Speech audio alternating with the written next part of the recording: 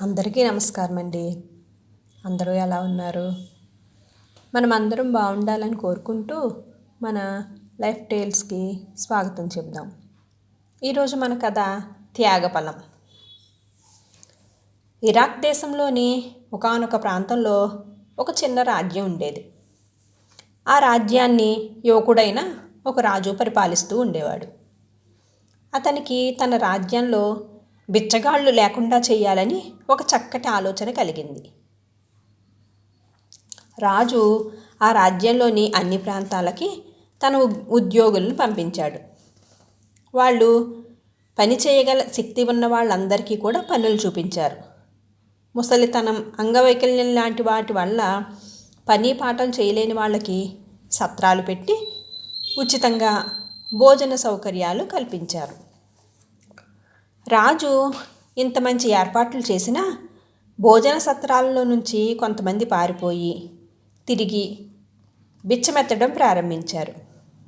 అది చూసి రాజు చాలా కోప్పడ్డాడు. ఆయన రాజ్యంలో బిచ్చగాళ్లకు ధర్మం చేసే వాళ్ళ చేతుల్లో ఒకటి నరికేయబడుతుందని చాటింపు వేయించాడు. ఒకరోజు రాజుగారి చెల్లెలు తన మేనమామను చూడాలని అనుకుని రాజభవనానికి తన 2 చెలికత్తెలతో తిరిగి వస్తూ ఉంది. దారిలో వాళ్ళకి ఒక ఉద్యానవనం కనిపించింది. అందరూ అక్కడి చెట్ల నీడల్లో విశ్రాంతి తీసుకుంటున్నారు. అది భోజనం వేళ కావటంతో రాజు చెల్లెలు తన చెలికత్తెలకు 2 రొట్టెలు ఇచ్చింది. ఆ చెలికత్తెల్లో ఒకటి ఉద్యానవనంలో నీళ్ల కోసం వెతుకుతూ ఒక చెట్టు కింద పడి ఉన్న ఒక ముసలివాడిని చూసింది. ఆ ముసలతను నీరసం వల్ల లేవలేని పరిస్థితుల్లో ఉన్నాడు. ఆ చెలికత్త అతని దగ్గరికి వెళ్ళి, "ఎందుకు అలా పడి ఉన్నావు?" అని అడిగింది. ముసలివాడు ఆయాసపడుతూ, "అమ్మా, నేనొక తీర్థయాత్రికుణ్ణి. దొంగలు నా దగ్గర ఉన్న సొమ్మంతా దోచుకుని వెళ్ళిపోయారు. ఆ తర్వాత నాకు జ్వరం వచ్చింది. ఇప్పుడు దాని నుంచి కూడా కోలుకున్నాను. కానీ ఆకలితో ప్రాణం కొట్టుకుంటూ ఉంది" అన్నాడు. చెలికత్తెకు ముసలివాడిపై జాలి కలిగింది. ఆమె తన దగ్గర ఉన్న 2 రొట్టెలను వాడికి ఇవ్వబోతూ ఉన్నంతలో వెనక నుంచి రాజుగారి చెల్లెలు కోపంగా కేకపెట్టింది. చెలికత్తె బెదిరిపోతూ వెనక్కి తిరిగి చూసింది. రాజు చెల్లెలు గబగబా ఆమె దగ్గరకు వచ్చి, "నీకంత పొగరా? ఎవరికీ బిచ్చం పెట్టకూడదని రాజుగారి ఆజ్ఞను నీకు తెలియదా?" అని కసురుకుంటూ అడిగింది. "రాజకుమారి, నాకు రాజుగారి ఆజ్ఞ తెలియక కాదు. ఆయన రాజ్యంలో బిచ్చగాడనే వాణ్ణి లేకుండా చెయ్యాలని అనుకోవటం మంచిదే. ఆ బిచ్చగాళ్లలో చాలామంది దొంగలు, సోమరిపోతులు. కానీ ఈ ముసలివాడు బిచ్చగాడు కాదు, తీర్థయాత్రికుడు. దొంగల కారణంగా అంతా పోగొట్టుకుని ఆకలితో అలమటించిపోతున్నాడు" అంటూ రొట్టెలను ముసలివాడి చేతికిచ్చింది చెలికత్తె. "ఏదో కుంటి సాకుతో రాజాజ్ఞ, నా ఆజ్ఞ కూడా నువ్వు ధిక్కరిస్తున్నావన్నమాట" అని రాజుగారి చెల్లెలు రాజభవనం చేరుకునిగానే చెలికత్తె ఎవడో బిచ్చగాడికి రొట్టెలు ధర్మం చేసిందన్న విషయం రాజుకు తెలియచేసింది. అయితే దాని చెయ్యి ఖండించక తప్పదు అని రాజు చెలికత్తెను చెయ్యి ఖండించమని రక్షకభటులకు అప్పగించాడు. ఆ రక్షకభటులు ఆమెను తీసుకుని పోయి చెయ్యి నరికేశారు. భటులు చెలికత్తెను తమ వెంట తీసుకుపోతున్న సమయంలో రాజు ఆ చెలికత్తె ముఖం కేసి చూశాడు. ఆ అందం, నిర్భయత్వం, ప్రశాంతత రాజుని బాగా ఆకర్షించాయి.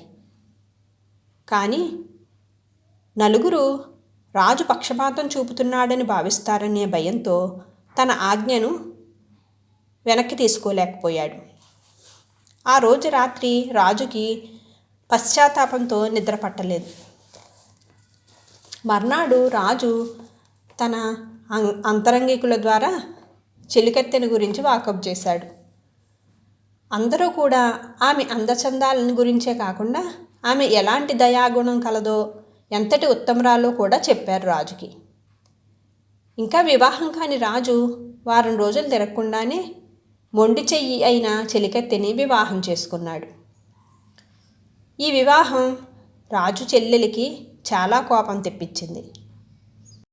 రాణి అయిన తర్వాత కూడా చెలికత్తె రాజు చెల్లెలిపైన పగ సాధించాలి అనే ప్రయత్నం చేయలేదు. అలా కొంతకాలం గడిచింది. ఆమె గర్భవతి అయ్యి ఒక కుమారుడిని కూడా కన్నది. ఇది రాజు చెల్లెలికి రాణిపైన మరింత ద్వేషం కలిగించింది. ఒకసారి రాజు ఏవో పనుల మీద కొద్ది నెలల పాటు నగరంలో లేకపోవటం జరిగింది. ఇదే అదునుగా తీసుకుని రాజు చెల్లెలు తన చెలికత్తెలలో దుష్ట స్వభావులైన వాళ్ళ సహాయంతో రాణి మంత్రగత్తె అని పుకార్లు లేవదీసింది. ఆమె మంత్రగత్తె కాకపోతే మొండి చేతి దానిని రాజు ఎలా వివాహం చేసుకుంటాడు అని వాళ్ళు 10 మందిల్లో అంటూ ఉండేవారు. రాజు ముసలి తల్లికి మంత్రగత్తెలంటే మహాభయం. పైగా మొదటి నుంచి కూడా ఆమె మొండి చెయ్య పిల్ల తనకు కోడలు కావటం అవమానంగా భావించింది. ఈ కారణాల వల్ల ఆమె రాజభవనం కాపలా కాసే వాళ్ళని పిలిచి కోడలిని ఎడారిలో ఎక్కడైనా వదిలిపెట్టమని చెప్పింది. ఆ కాపలా వాళ్ళు రాణిని ఆమె కొడుకుని తీసుకుని పోయి ఎడారిలో వదిలేశారు. అది మధ్యాహ్నం సమయం. బాగా దాహం వలన రాణి తన కొడుకును చంకన పెట్టుకుని ఎడారిలో కొంతసేపు తిరగ్గా ఆమె కొంత దూరంలో ఒక చిన్న నది కనపడింది. దాహం తీర్చుకోవటానికి ఆమె నది దగ్గరికి వెళ్ళి ఒక చేత్తో కొడుకును పట్టుకుని రెండవ చెయ్యి లేకపోవటం వల్ల నోటితోనే నీళ్లు తాగేందుకు ముందుకు వంగింది. ఆ సమయంలో ఆమె కొడుకు చేతి నుంచి పట్టుజారి నదిలో పడిపోయి ఆ ప్రవాహానికి కొట్టుకుని పోయాడు. అది చూసి రాణికి దుఃఖం ఆగలేదు. ఆమె పెద్దగా దుఃఖిస్తూ ఆ నది ఒడ్డునే కూర్చుండిపోయింది. కొంతసేపటికి చీకటి పడి చంద్రోదయం అయ్యింది. రాణి దుఃఖంతో నీరసపడి మగత నిద్రలో ఉండగా ఎవరో మృదువుగా, రాణి, నీకు పోయిన కొడుకు కావాలని ఉందా అని అడిగాడు. అవును, తప్పకుండా కావాలి అంటూ రాణి కళ్ళు తెరిచి చేతులు చాపింది. వెన్నెల వెలగలో కనపడనట్టుగా ఒక చిన్న ఆకారం రాణికి కొడుకును అందించింది. 1-2 క్షణాలు గడిచేంతలో మరొక మృదువైన కంఠస్వరం, రాణి, నువ్వు పోగొట్టుకున్న చెయ్యి తిరిగి రావాలని కోరికగా ఉందా అని అడిగింది.